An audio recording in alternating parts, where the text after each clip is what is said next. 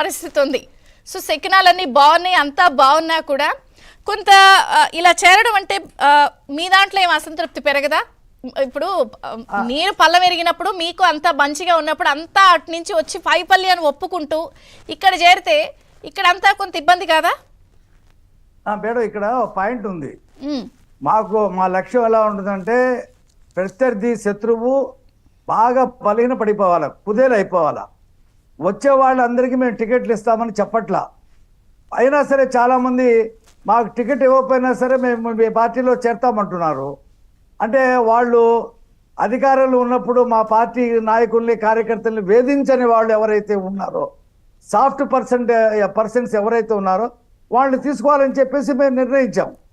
కాకపోతే టికెట్లు ఇచ్చే విషయంలో అనేక సర్వేలు అనేక రకాల పద్ధతుల్ని మేము పాటిస్తాం. మిత్రధర్మం కూడా ఒకటి ఉంది మాకు. మేము ఆ జనసేనతో పొత్తులు ఉన్నాం కాబట్టి అది కూడా బ్యాలెన్స్ చేసుకుంటాం. ఇవాళ జగన్మోహన్ రెడ్డి కింద భూమి కంపించిపోతా ఉంది. ఒక పక్కన తెలుగుదేశం జనసేన కూటమి ప్రజల్లో దూసుకుపోతా ఉంది. పైపెచ్చు ఇప్పుడు ఇవాళ షర్మిల వచ్చింది. ఆ షర్మిల రావడంతో కాంగ్రెస్ ఓటు బ్యాంకు మళ్ళీ ఆమె దగ్గరికి వెళ్ళేటువంటి పరిస్థితి స్పష్టంగా కనిపిస్తూ ఉంది.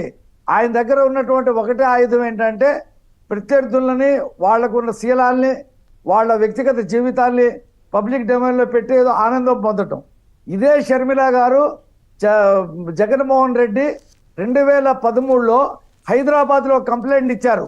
ఏదో కొంతమంది ఆకతాయిలు ఆమె క్యారెక్టర్ అసాసినేషన్ చేస్తూ ఇచ్చేస్తున్నారు, మాకు ఆంధ్ర పోలీసుల మీద నమ్మకం లేదు కాబట్టి హైదరాబాద్లో డీజీపీకి కంప్లైంట్ ఇచ్చారు. ఇవాళ చూస్తున్నాం మేడం, అదే కంప్లైంట్ ఎవరి మీద అయితే కంప్లైంట్ ఇచ్చారో, ఏ అంశాల మీద ఇచ్చారో వాళ్ళు ఈ వైసీపీ సోషల్ మీడియాలో అదే అంశాన్ని వాళ్ళు ట్రోల్ చేస్తూ ఉన్నారు. కాబట్టి సిగ్గు ఉండాలి జగన్మోహన్ రెడ్డికి. నీ చెల్లెని కూడా చూడకుండా ఆమె క్యారెక్టర్ మీద ఆ రోజు ఏం మాట్లాడావు. ఇక్కడ ఇంకొక పాయింట్ మీరు గమనించారో లేదో, షర్మిల గారు వారి పార్టీ సిద్ధాంతాల ప్రకారం టీడీపీని అనేస్తున్నారు, జగన్ గారిని అనేస్తున్నారు. కానీ ఆవిడ్ని చంద్రబాబు గారు చేయిస్తున్నారని మీకు పార్టీకి ఆపాదించేస్తున్నారు. అదే ఇప్పుడు ఆమె మాట్లాడుతున్నది మాకు కూడా వ్యతిరేకంగా మాట్లాడుతూ ఉంది. మా ప్రభుత్వం అధికారం ఉన్నప్పుడు ప్రత్యేక హోదా రాలేదని కూడా నేను ఢిల్లీలో చెప్పింది. కానీ ఆమె సంధిస్తున్న బాణాలు అవన్నీ కూడా తాడేపల్లి ప్యాలెస్ తగులుతున్నాయి. మా హయాంలో ఎందుకు రాలేదో మేము ధర్మ పోరాటం చేసి చెప్పాం. మేము ఆ ప్రభుత్వం నుంచి బయటకు వచ్చాం. మాకు చరిత్ర ఉంది. మేము స్పెషల్ ప్యాకేజీ ఇస్తామంటే అది మేము అడిగినటువంటి చట్టబద్ధత కల్పించలేదు ఆనాటి అప్పుడు బీజేపీ ప్రభుత్వం. కాబట్టి మాకు చరిత్ర ఉంది. ప్రత్యేక హోదా ఎందుకు రాలేదనేది మేము చాలా స్పష్టంగా ప్రజలకు చెప్పాం. కాబట్టి వాళ్ళకి 1% ఓటుకి వెళ్ళింది బీజేపీ. ఇవాళ షర్మిల గారు సంధిస్తున్నటువంటి బాణాలన్నీ కూడా ఆయనకే తగులుతున్నాయి. గంగవేరలు ఎత్తుతా ఉన్నాడు. ఇవాళ షర్మిల గారిని కూడా మీకు చెప్పి ఆ ఓట్ల చీలే వ్యవహారం పైన ఆయన ఏదైతే కాదు. ఇవాళ షర్మిల గారిని ఒకటి అడుగుతా ఉన్నానండి.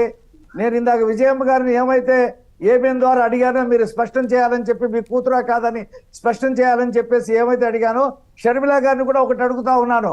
మీరు గతంలో చంద్రబాబు గారి ప్రభుత్వం మీద ఏమైతే ఆరోపణలు చేశారో, ఇక్కడ రాజధాని కట్టలేదు, పోలవరం మీరు ఎందుకు తీసుకున్నారు, జాతీయ ప్రాజెక్ట్ కదా, అది కేంద్రానికి ఎందుకు ఇవ్వలేదని చెప్పి ఏమైతే ఆరోపణలు చేశారో వాటన్నిటిని ఉపసంహరించుకుంటారని కూడా చెప్పాలి ఆమె రేపు ఎన్నికల ప్రచారంలో వచ్చినప్పుడు. మా అన్నయ్య ఇంకొక మాట మేడం, నిన్న గవర్నర్ని కోడికత్తి సీను మా తల్లి వాళ్ళ బ్రదర్ ఇద్దరు వెళ్ళి కలిశారు. మా పార్టీ నాయకులు కూడా వాళ్ళకి ఎమ్మట ట్రాన్స్లేషన్ చేసి అసలు విషయం చెప్పడానికి వెళ్ళారు.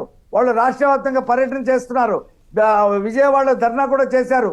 కోడికత్తి సీను విశాఖపట్నం జైల్లో కూడా నిరాహారదీక్ష చేశాడు. ఇవాళ షర్మిల గారు స్పష్టం చేయవలసినటువంటి అంశాలు ఉన్నాయి. కోడికత్తి సీను డ్రామా ఇది మా జగన్ అన్న కోర్టుకు వెళ్తే అతనికి బెయిల్ వస్తుంది, ఎందుకు వెళ్ళట్లేదు జగన్ అని చెప్పి అడగాల షర్మిల గారు. అలాగే బాబాయ్ మర్డర్ మీద నా చెల్లి చేస్తున్నటువంటి పోరాటం మీద ఆమె మీద ఆమె మీద ఎందుకు కేసులు పెడుతున్నావు అని చెప్పి కూడా ఈ రెండు అంశాల మీద కూడా అడగాల. ఎందుకంటే పాత్ర వహించాయి. అర్థమైంది రఫీ గారు. పరమేశ్వరరావు గారు